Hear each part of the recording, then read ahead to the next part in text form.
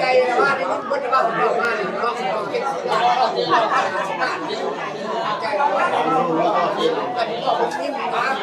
กระดอง70 ล้านพี่น้อง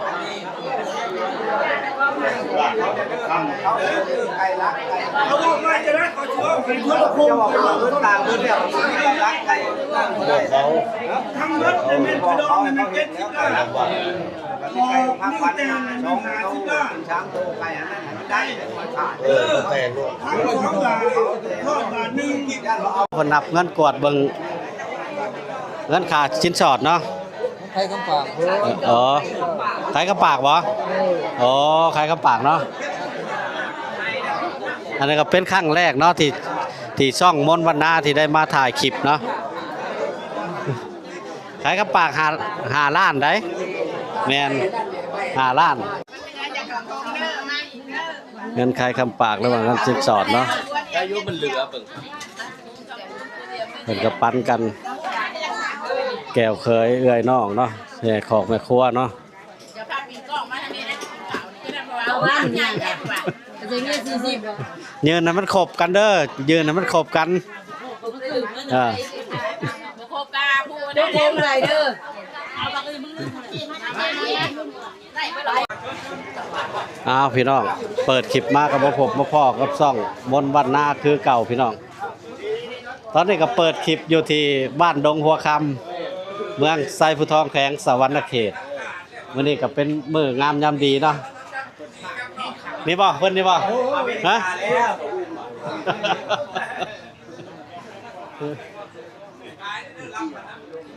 ตอนนี้เขาก็เบิ่งบรรยากาศก่อนพี่น้องเบิ่งบรรยากาศก่อนจะเข้าไปที่บอนงานมันหรือว่างานคอเพิ่นเนาะสบายดีและสวัสดีพี่น้องเบิดสุขสุคนยินดีต้อนรับเข้าสู่ช่องมนต์บ้านนาพาหลอกคือเก่าตอนนี้มนต์บ้านนาพาหลอกกับสิพาพี่น้องเข้าไปเบิ่งเข้าไปชมบรรยากาศรองเท้าสิบ่เสียบ่เบิ่งก็เด้อ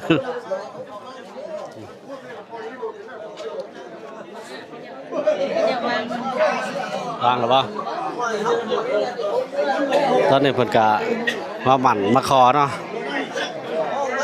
ขอเจ้าบ่าวเจ้าสาวไส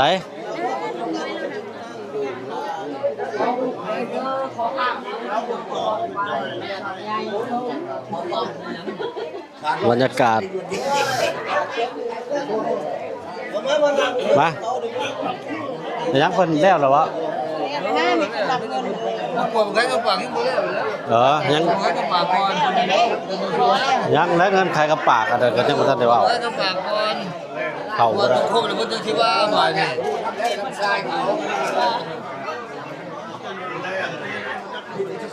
เพิ่นขอเพิ่นว่าแล้วเลยเนาะ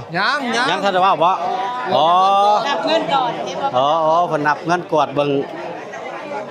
เงินค่าชิ้นสอดเนาะใครกำปากใครกับปากบ่ใครกับปากเนาะอันนี้ก็เป็นครั้งแรกเนาะที่ช่องมนต์วันนาที่ได้มาถ่ายคลิปเนาะใครกับปาก5 ล้านได้แม่น5 ล้านข่อยก็มาเป็นเคยอยู่นี่ข่อยก็5 ล้านคือกันนั่นแหละตามฮีดคล้องเพิ่นเงินใครกับปากคำเป็นทั้งฝั่งไทยนี่สิเอิ้นว่าเงินชิ้นสอดแปลว่าเงินที่ค่าเพิ่นเว้าเนาะเพิ่นเว้าให้เนาะแต่ว่ามนต์บรรณาก็สิบ่ฮู้คือกันว่าเป็นแบบใดเนาะ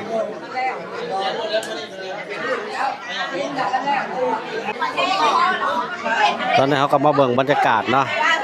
ตอนนี้ก็เป็นงานหมั่นหรือว่างานขอที่ทางฝั่งลาวเนาะไปเด้อเก็บบรรยากาศหน่อยพี่น้องไปเห็นกระถักท้ายเด้อทั้งช่องทั้งช่อง YouTube ทั้งมนต์บ้านนานำ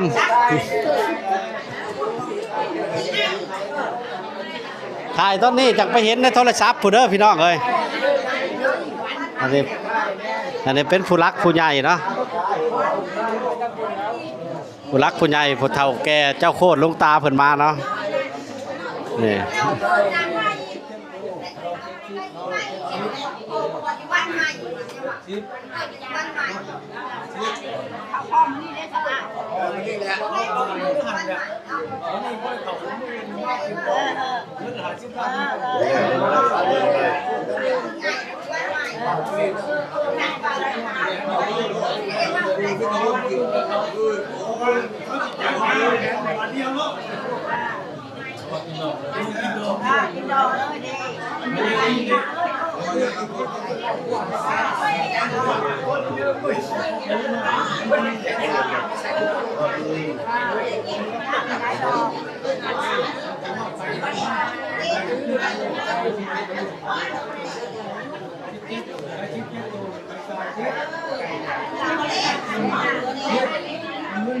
บ่มี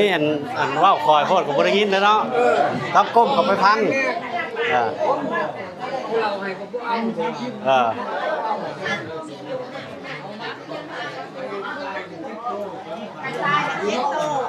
อันนี้เป็นบรรยากาศขอเนาะหรือว่ามาขอชิ้นสอดพี่น้องเจ้าบ่าวมาขอเจ้าสาวเนาะอันนี้เป็นประเพณีทางสปป.ลาวเฮา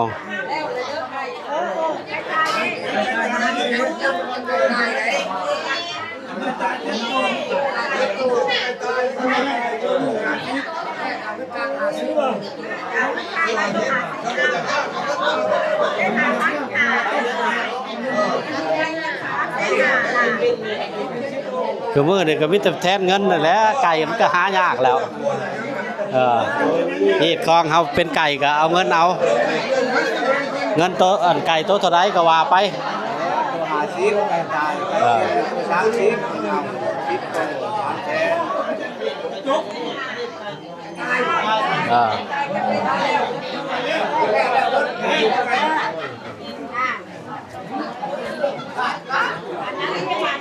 ใจเลยว่าที่มันพูดว่าผมบอกมาเนี่ยเนาะเก็บสิบล้าน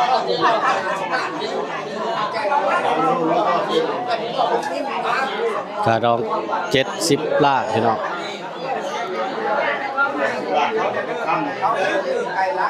เขาบอกว่าจะได้ขอเชื่อเป็นทั่วโลกต้องต่างเงินเนี่ยรักใครต่างคนได้ทำเงินในเม็ดกระดองในเม็ด70 ล้านพอนิ่งแต่งในเม็ด50 ล้านช้างโตใครอันนั้นได้ขาดแต่งด้วยทั้ง2 บาททอดบาท1เราเอาเบิร์ดแต่ว่าไม่ยอมแน่มา1หัว2 ตัวหัวเป็นตัว1หัวตายตัว1หัวเป็นนั่นถือว่าเขาดูแล้วดูที่ดีนะครับทำปลาอะไรจะเรียกไม่เลิกหมดเลยที่จะบอกว่าน้ำใจเขาบอกว่าต้องมาซับซ้อนตายนี่เขาเป็นคนตายเป็นยังกันมีเมื่อไรแล้วไก่หรือว่าไก่นี่ก็แล้วนักเตะเล่นทอด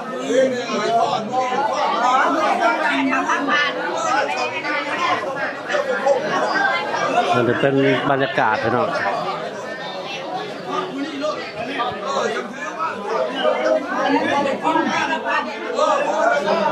ก็ได้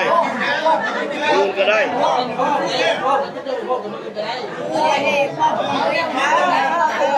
นี่จะมาต้นทำไม่พ่อเจ้าสาว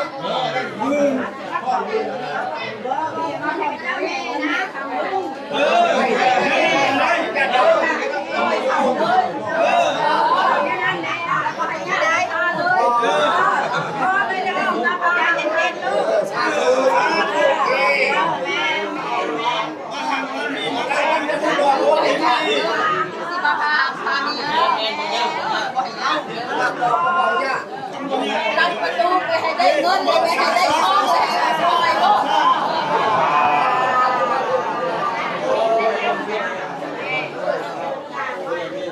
แล้วเนาะแล้วว่ะแล้วเพิ่นก็เว้าคอยก็บ่ได้ยินปานใดเนาะเงินก็70 ล้านทอง2 บาทเนาะรวมยา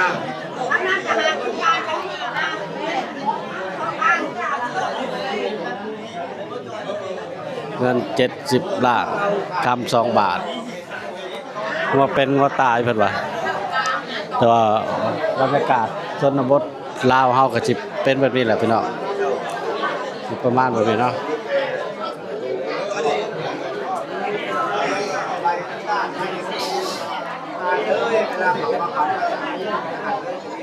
ทางประเพณีสปลาวบ้านยะชุเนาะก็สิเป็นประมาณแบบนี้เนาะหลังจากที่เฮาขอแล้วหรือว่าเงิน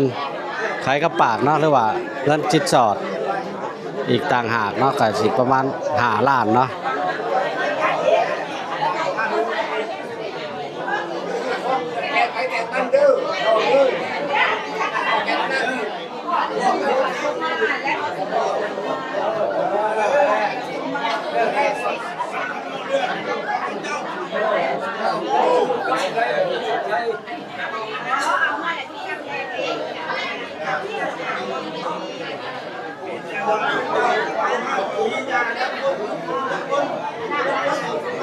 เป็นบรรยากาศ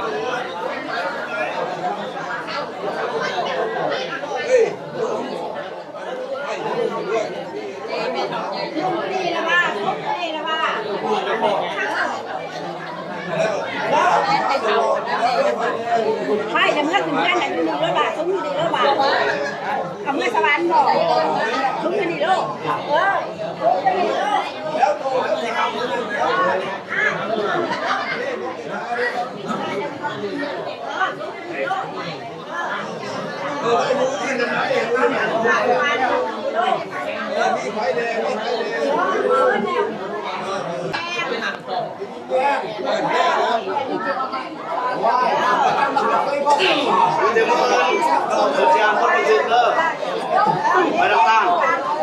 อันนี้เพิ่นก็ขอแล้วเนาะ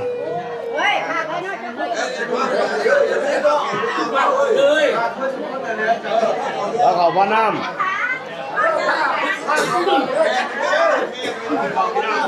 ขอแล้วก็จะได้กินข้าวพร้อมพากัน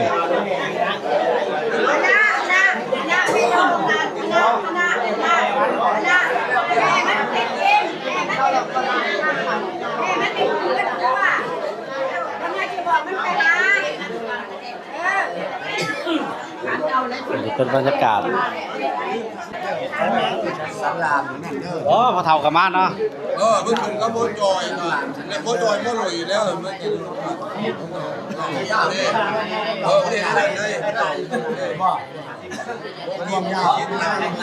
ฮะวางยาใช้ไหวเรานอกไหน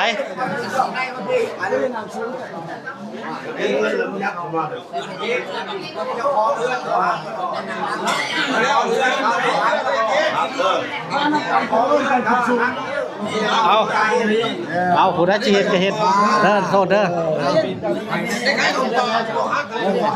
ฮะถ่ายจีลง YouTube ถ่ายจับไปทีแล้ววิดีโอเขาลงต่างหากไปแล้วเขาจังไปเอาลงเขาตัดแล้วก็ไปตัดต่อตัดจะมีตัดอยู่โทรศัพท์พี่ข่าวโทรศัพท์ว้าวอยู่นี้ว้าวเขาว้าวเวลาว้าวก็ว้าวเอาผักไปนำผักไปนำเล่นไปจนเมื่อยฮะเข้าหายบ่ไม่เชื่อก็ชื่อเขาได้แล้ว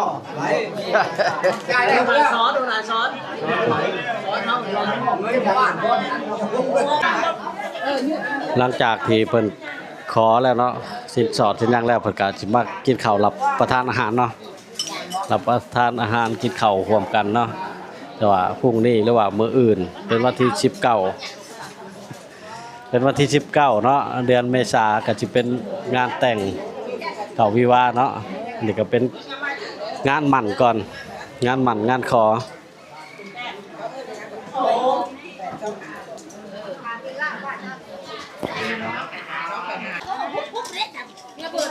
มาเบิ่งบรรยากาศนำกันพี่น้องตอนนี้ก็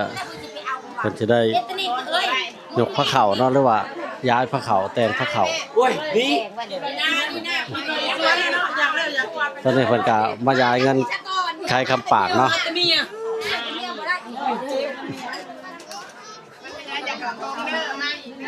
เงินคายคำปากระหว่างกันสินสอดเนาะอายุมันเหลือเพิ่นก็ปันกันแก้วเคยเอื้อยน้องเนาะแม่ของแม่ครัวเนาะ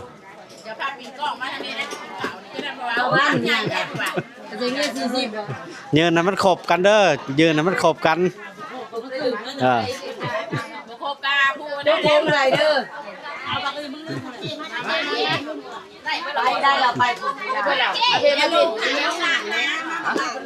ตอนนี้ก็เป็นยืนเงินขายขับปากเนาะเป็นกระยายแต่ว่าบ้านม่อนบ้านนากะสิคือกันหรือว่าบ้านมองอื่นก็สิคือกันบ่พี่น้องแต่ว่าทั้งเมืองไชยภูทองนี่ดงหัวค่ำเนาะน้ำผูดงหัวค่ำก็สิประมาณแบบนี้เนาะ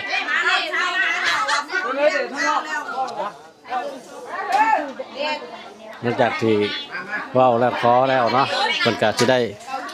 กินข้าวรวมป้าแล้วก็ปันเงินยายเงินขายกับปากกัน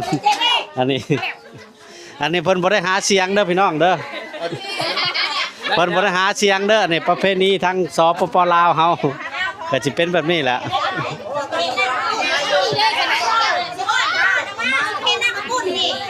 จักห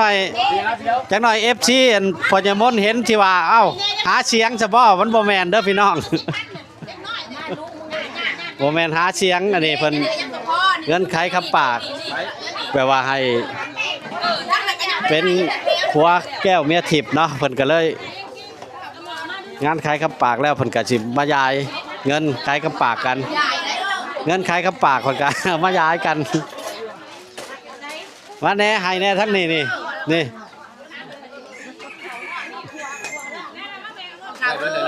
นี่เด้แม่นี่เด้ได้บ่ได้บ่ทุกคนได้บ่ได้บ่ได้บ่แล้วครบแล้ว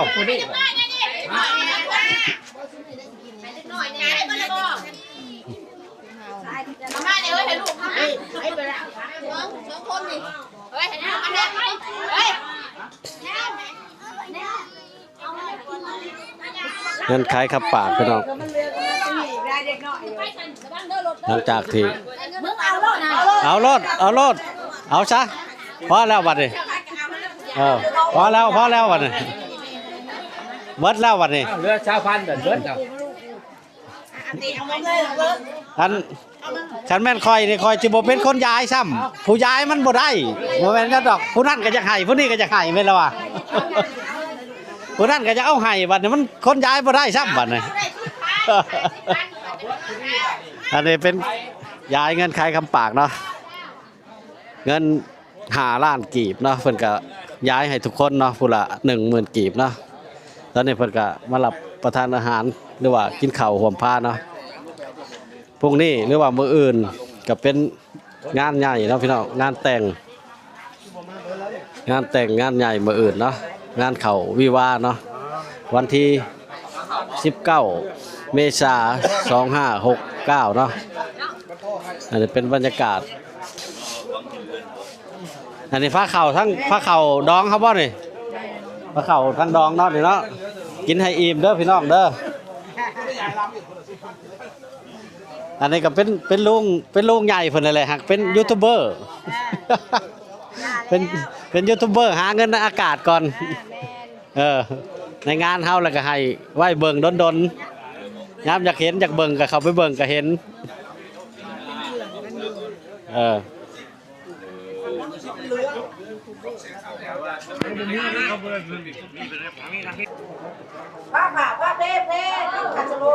หลังจากเพิ่นกินข้าวแล้วเนาะเพิ่นก็ได้แยกย้ายกันกลับเนาะเพราะว่ามื้ออื่นแล้วว่าพรุ่งนี้ก็เป็นงานแต่งเพิ่นก็จะได้มาใหม่เนาะงานแต่งมื้อก็ผูกแขน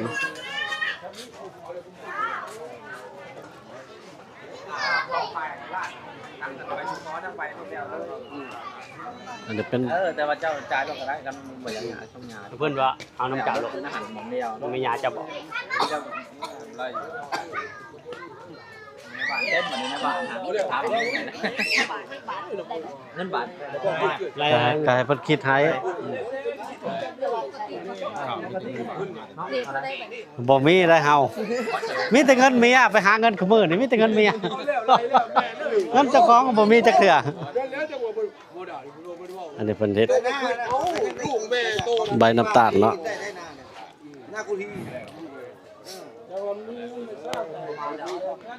ทางพ่อบ้านเพิ่นเฮ็ดใบน้ำตาลให้หรือว่า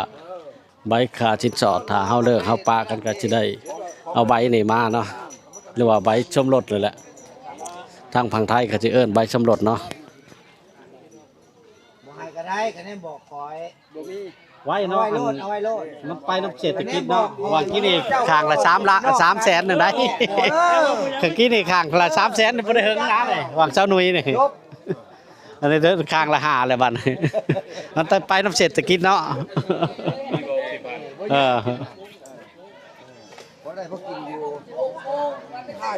แต่ว่ามันดีแนวหนึ่งได้ใบอันนี้มันดีบ่ได้มันแล้วได้นี่ เอาไปล่มอยู่กรุงเทพกรุงไทยเสียชีวิตเท่ากับได้ใบอันนี้ไปได้เงินหรือใดคำบ่ได้เงินได้ใบอันนี้บ่ได้เงินใดคอยว่ามื้อน่ะดีแล้วว่าขอให้เจ้าเพิ่นน่ะมานำเอาใบของเจ้าเพิ่นไปเฮ็ดจังได้เงินล้านท่านบ่ได้ซ้ำ บ้านได้นี่ เขาก็หาใบสมรสเป็นคู่ผัวเมียแท้บ่นะ ก็ไปเชื่อกันมีตัวนี้ไปยัง แม่นแล้ววันแล้วเขาไปแปลเป็นภาษาอังกฤษได้ดิชุดเจ้าเขียนเนี่ยจับโพดจังนะแปลเป็นภาษาอังกฤษเข้าสู่สากลบัดนี้ได้ เจ้ารักอะไร อันนี้เป็นใบน้ำตาลเนาะใบอันชิ้นสอดมาทางนี้ก็จะได้ขอจบคลิปไว้ก่อนถ้ามักก็กดไลค์ถ้าชอบก็กดแชร์พี่น้องไปแล้วพบกันใหม่คลิปหน้าบ๊ายบาย